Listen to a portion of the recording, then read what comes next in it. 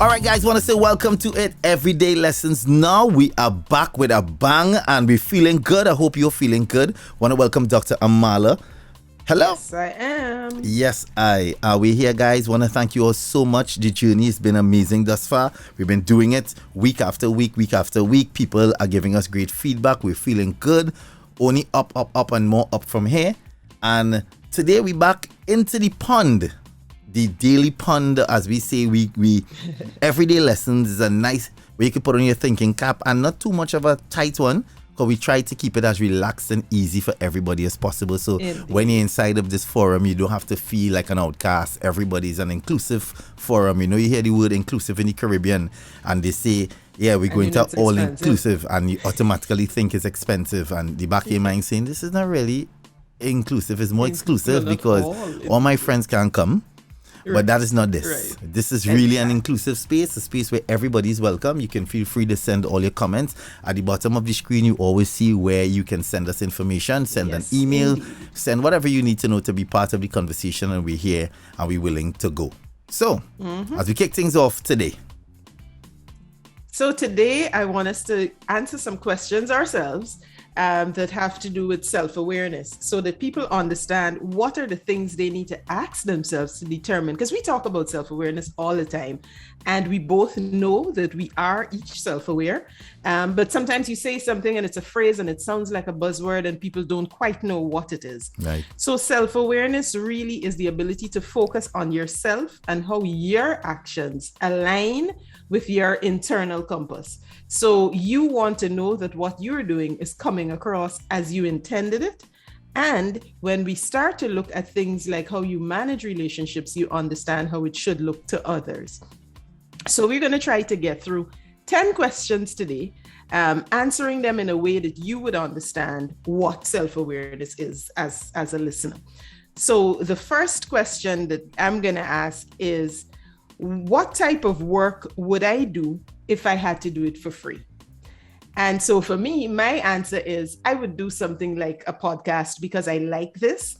It's a way that I get to teach and without sounding preachy. And that's always a big thing for me. So I get to teach without sounding preachy, and people are learning, I'm getting feedback. So that is something that I would do for free, even if it were also a job. What is yours? Mine would be kind of like what I do every day. And for me, getting up in the morning, it's hard, but it builds discipline. It gets me up. I have reason to get up early in the morning, which you should. Everybody should try and rise before the sun. And I get a chance to be me in a space where I entertain, I educate, and I get an opportunity to do what I love the most, which is play music, of course, play the art form. So my radio show is one I think I'll do for free if I had to do it for free as a job. Though I hope this don't go to the wrong ears and the wrong people don't see and hear this, because I really want to get paid, but at the end of the day, I love it so much that, I could do a couple of days of it free. All right. What are my most productive hours of the day?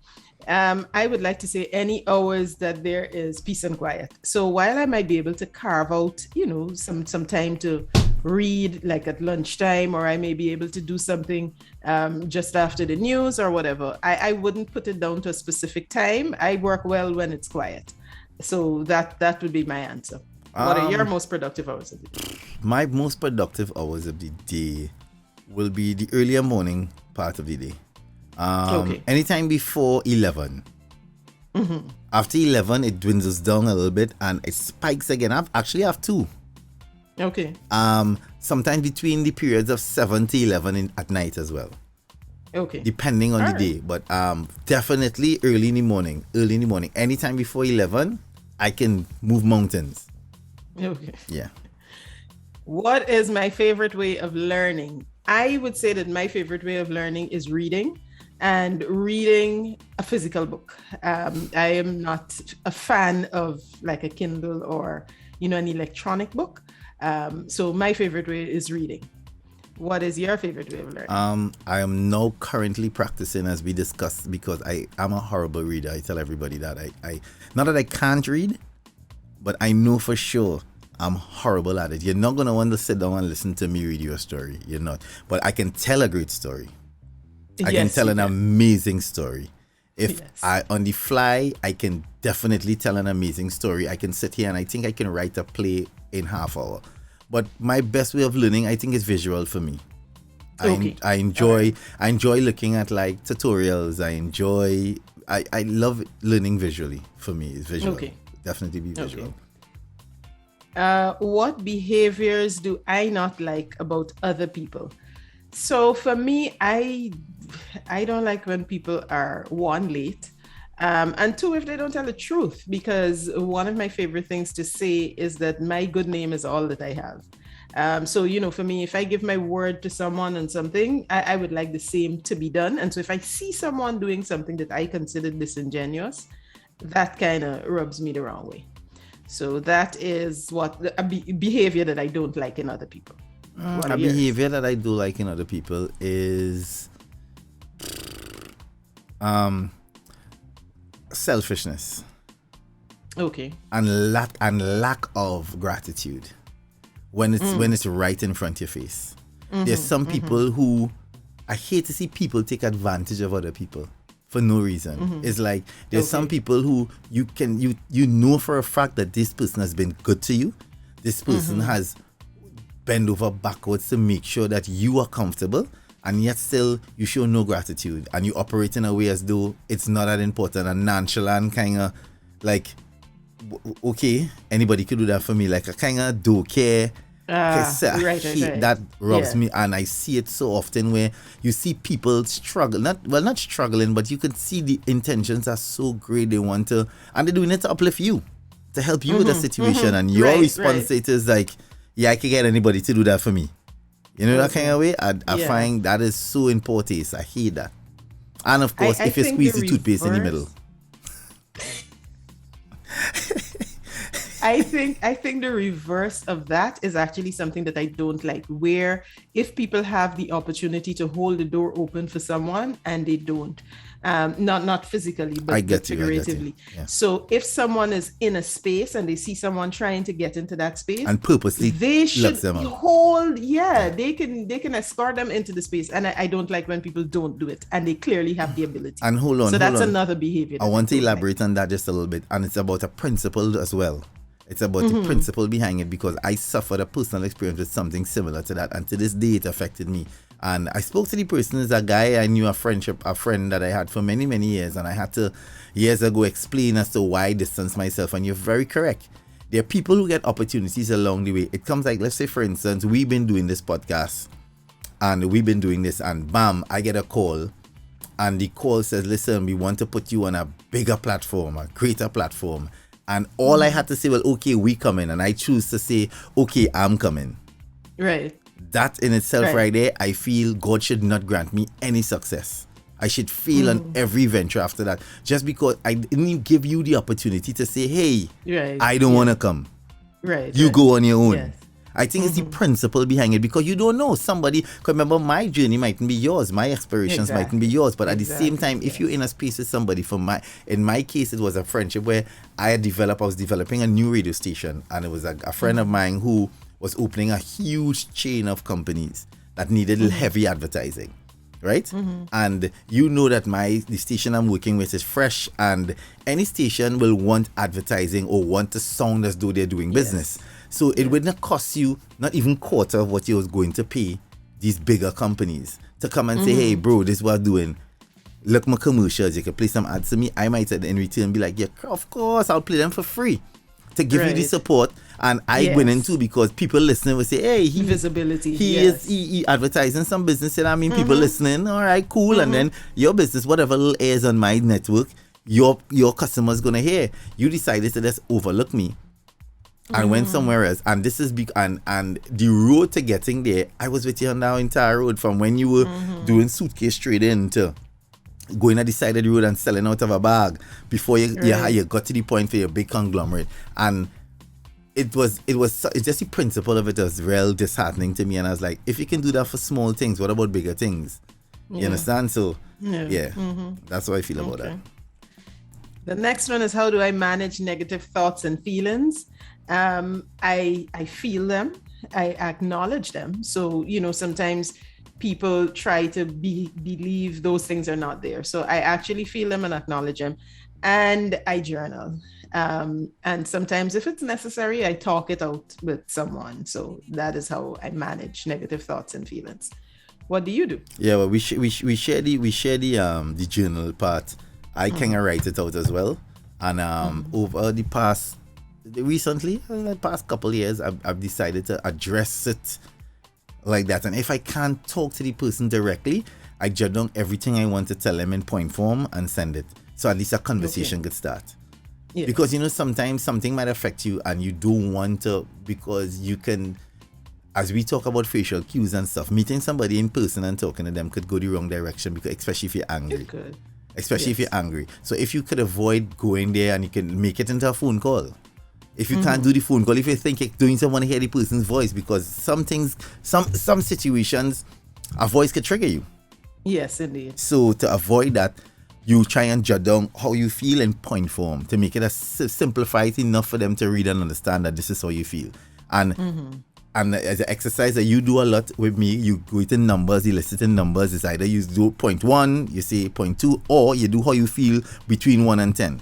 So I try to use those things heavily now. Even when I'm talking to Risa, I try to say things like, okay, 1, 2. Then I say, well, so and so happened on a scale of 1 to 10. Tell me how you felt about that happening and da, da, da. And I think when you communicate like that over message, it really helps. And it gives you a better sense of how to calm down to it, especially if the situation was heated. Yeah, yes, exactly. It pipes it down plenty. Yeah. The next one is, what type of friend do I want to be? I want to be that friend where people could come to me for anything, understanding what my boundaries are, and I have to set those boundaries. But I think I would like to be the type of friend that you can come to with whatever it is, good, bad, indifferent, you can come to me. I also know the type of friend that I want. So I want people to be their true selves, whoever you are, as long as you show me who you are, then I know how to deal with it. But yeah, so I want to be somebody that you can come to with everything. I want to be that reliable person. Well, at this point, if I'm being honest, the type of friend I want to be is not too friendly, because for some reason everybody think I'm the friend. Yeah, that's a bit of an issue. I am struggling with a lot of people oversharing. Right. And I think it's because I need to set certain boundaries as well. I was gonna say, because you might be inviting that. Yeah, no. I'm not gonna say I'm inviting, because I thought about that and I'm not actually, because I actually went back after what we discussed the other night in Spaces. Right. Even before that, and this morning, because I had the conversation with Abby too. Yes. I was like, do I project as though? And when I went back and I do normal checks and balances, I don't. What happened is, because of where we sit and because of this particular podcast we're doing and all the things that's been happening over the past 8 months, I feel as though I can't be too harsh towards outsiders. No, however, when you tell stories and it seems inviting, and that is where the boundary setting needs to happen. So when I'm saying you're inviting, is because people are not often able to separate Jaiga on the radio from Jaiga the artist from Terran the person. Right. That is what the issue is. So you need to set those boundaries. So when I say inviting, I mean it in that context. Okay, got you. Because I thought you meant like I am encouraging people to call me. No. Because by that's what not you it at all. say, and people don't understand it. When you turn off that mic at 9, that person is gone. It's gone. He's gone. People don't understand that. You are struggling. People thinking, oh yeah, 5 o'clock is still Jaiga. Yeah, but it's not. But I want to be kind of similar to you. I want to be that friend that my real friends could count on. I really would love to have the type of success that if they need anything, be it tangible, intangible, I can be that person you can call, and that kind of dependability that you need, and not always monetary. Like you might need somebody to come and help you move a fridge. You understand? I can say, all right, cool. I'll come and do it. And tomorrow evening, 5 o'clock, we move in the fridge. And for sure, Jaiga is going to be there at 5 o'clock to help you move this fridge. And that's the type of friend I want to be. Yeah. Okay. What do I think about myself? I think that I am awesome. I think that I am resilient. And I think that I'm a goal setter. and I can, I'll stop there. For me, well, I always say I'm amazing. I think I am good company. I think I will always it's like I am the perfect person to go on a road trip with if you're driving far. Yeah, for sure you're not going to be boring. The trip is going to feel short. because I'm sure I can entertain a good 8-hour drive and it will feel like 2. That's who I think I am. Overall, and I know for some I will say don't take it the wrong way. I think I'm a good person. Like I think all in all, I'm a well-balanced human being. My moral compass is intact, and I'm self-aware enough to understand a room and know when it's time to go and when it's time to come. Like the push and the pull.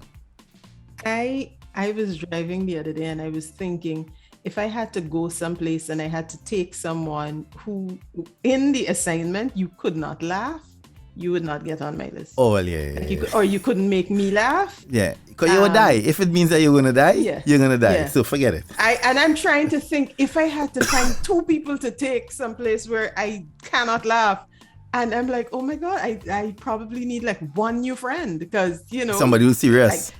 And take things who wants that though? Who wants that friend? But you have to have that person though. For what? I could be serious if you have the conversation at the top and say, hey, Terry, what's going on? Where we heading? This is not it. You're staying straight. I might slide in a little thing, a small thing. I was thinking between you and Travon, who I would get to be a little more. And Travon is a judge, but I don't know that in that moment where, you can't make me laugh, I don't know if he would cut it either. So yeah, but that's like a side question. What things do I value in life? I wouldn't necessarily say I value things as in physical things, as much as I value friendships and family. I don't have a lot of friends, but the few friends I have, I hold them dear. I can probably count them on 2 hands, maybe 1 if I push it, but so I value relationships more than physical things. Like if I had to run out to the house because the house was on fire and I had to take things, I'd probably take my passport. So that would probably be the thing. Right, got you. For me, I value people too and time. I really value time because for me in particular, so many times I don't want people to feel that when you listen to our podcast, it's always selfish.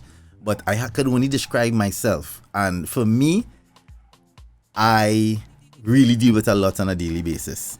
And to carve out hours of that to commit to something, I think I'm not looking for no accolades. I'm not looking for no validation. But I really value time because I give people my time freely and with love. Yeah. So I just want the same in return. I find sometimes you go to do things and people just do not respect your time. Like you will go to do something.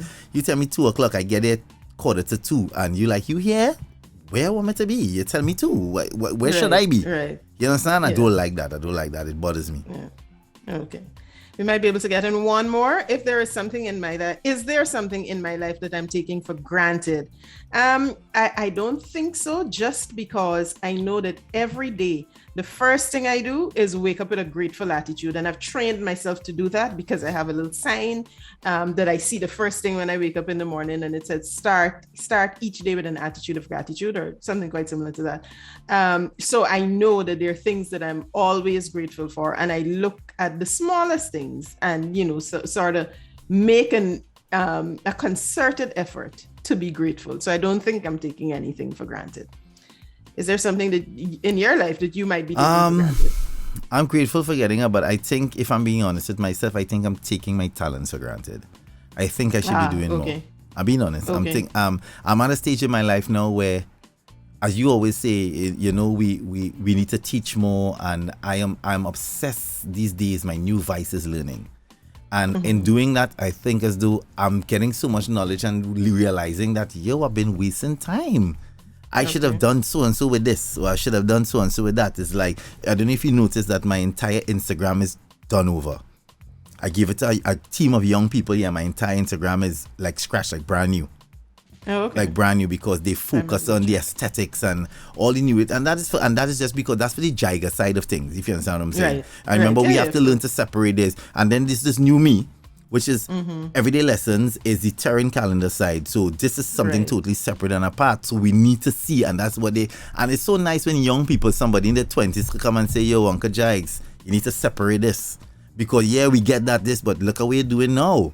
This is not that. Right. So this can't look like this. So they take it over, and so things like that. And they too are raising the eyebrows saying, bro, you're wasting time. You're like, you should have been doing this before. So I think I'm wasting my talents. And that's what I'm taking for granted. All right. Let me squeeze the last one in. Number 10, what do I respect about myself? I respect the fact that I am very driven. And I know that if I set my mind to something, I will accomplish it. So that's what I would say. What do you respect about yourself? Same for me. I respect my hustle. Because I can get, when I'm ready to grind, I could grind. And I grind with the real intensity. Like I'm from the old school. I'm from the school of, yes, delegating is good. And there's a philosophy where why do something when you can pay somebody to do it because you have more time to do something else. That's some business people, some business people believe in that acronym. But I am one of them who love to roll up your sleeve and let me do it as well. Exactly. I want to be there to do it as well. So if you're setting up a venue, I don't mind moving the toilets and shifting scaffolding or whatever it is. If we're doing a podcast, I don't mind running the cables and doing that. Yeah. Although some people say it's a waste of time because you can use your knowledge for something else and pay somebody to do that. Yes, that can work. I think those things work when you're running a big Fortune 500 and you get to that point. But from now, I think it's always good learning the business. So you have more respect for the people who are on the ground as well, who working within the trenches. So when you get to the point when you're running the Fortune 500, you will remember the driver. You remember the courier. And you've done everything. Yeah. So people can't tell you, oh, no, I can't do this. Let me show you. And it becomes important in management and leadership, being able to do everything. So you're not asking people to do things that you have not done. So guys, we've come to the end of the 10 questions that you can ask yourself to determine how self-aware you are. And answer those questions honestly, and then you would understand how you want to be seen, how people see you. And so just like that, we've come to the end of another episode. And you know what we do? We leave you in fine style. We dance it out. Until next time. Yeah.